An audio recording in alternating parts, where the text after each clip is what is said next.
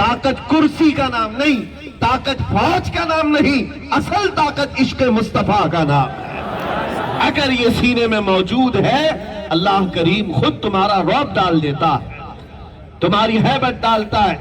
اسی لیے اس دولت کو ہم چاہتے ہیں کہ تمہارے سینوں میں، میں مایوس نہیں ہوں، میں اس طرح کی باتیں کرنے کا قائل بھی نہیں کہ تمہارے سامنے سے سب کچھ ختم ہو گیا۔ دنیاوی اسباب تو آتے جاتے رہتے ہیں، مال آج ہے ختم ہو جائے گا کل، یا کسی کے پاس نہیں ہے کل آ جائے گا۔ آج تمہارے پاس تخت نہیں، کل آ سکتا ہے، جس کے پاس ہے وہ جا بھی سکتا ہے۔ یہ ساری چیزوں کے سلسلے میں نہیں عرض کر رہا، تمہارا مسئلہ یہ ہے کہ اگر تمہارے سینوں میں جو دبی ہوئی چنگاری ہے عشق مصطفیٰ کی، اگر یہ تھوڑی سی اس کی لو بڑھ جائے اور یہ چنگاری شعلہ بن جائے، بس پھر کسی اور طاقت کی ہمیں ضرورت ہی نہیں، پھر کسی طاقت کی ضرورت نہیں۔ اس لیے کہ تاریخ میں ہم نے پڑھا ہے، دیوان گانے عشق محمد کو دیکھ کر گھبرا گئی ہے گردش دوراں کبھی کبھی، گردش دوراں بھی گھبرا گئی۔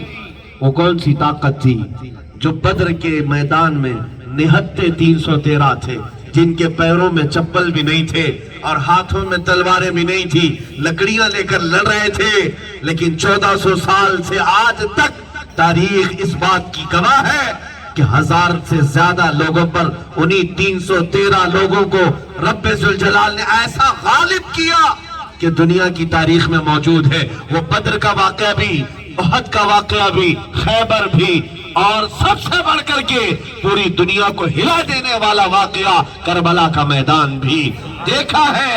79 لوگ تھے، لیکن باقی 22,000 بھی بڑی تعداد کے ساتھ اسلام کا کچھ ختم نہ کر سکے۔ آج بھی نام حسین زندہ ہے یا نہیں؟ گھر گھر زندہ ہے۔ میں آپ سے یہی کہتا ہوں، یہ دولت ہر زمانے میں ہمارے پاس نہیں ہے، وہ عشق مصطفیٰ کی دولت ہے۔ سلطان صلاح الدین ایوبی صرف 12,000 کا لشکر لے کر میدان میں اترا تھا۔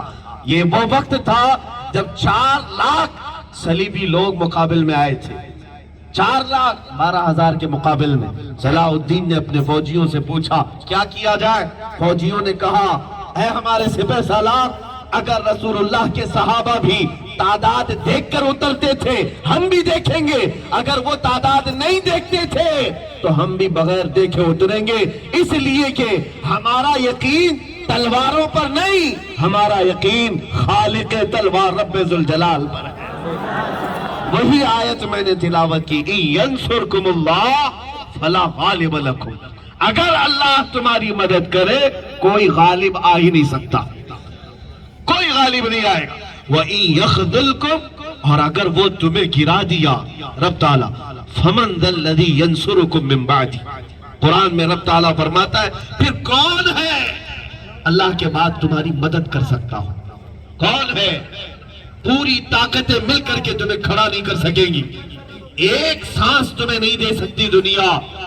اگر رب تبارک و تعالیٰ تمہیں گرا دے، چھوڑ دے، پوری طاقتیں جمع کر کے بھی تم کھڑے نہیں ہو سکو گے۔ اسی لیے قرآن کی بات سنو، کرنا کیا چاہیے؟ وَعَلَى اللَّهِ فَلْيَتَوَكَّلِ الْمُؤْمِنُونَ، قرآن کہتا ہے مومنوں کو چاہیے کہ وہ اللہ پر ہی بھروسہ رکھے، وہ رب ذوالجلال پر یقین کامل رکھے۔ میرے عزیزو، یہ حالات آتے جاتے رہتے، بدلتے رہتے ہیں، مسلمان کو ان تمام حالات سے گھبرانا نہیں چاہیے، ان حالات سے گھبرانا نہیں چاہیے۔ میں اکثر اپنی تقریروں میں کہتا ہوں، موب لنچنگ آج سے نہیں، مکہ کی سرزمین سے چلی آ رہی ہے۔ کیا بلال حبشی کو پکڑ کر کے اوباش اور بدماش کفار مارتے نہیں تھے؟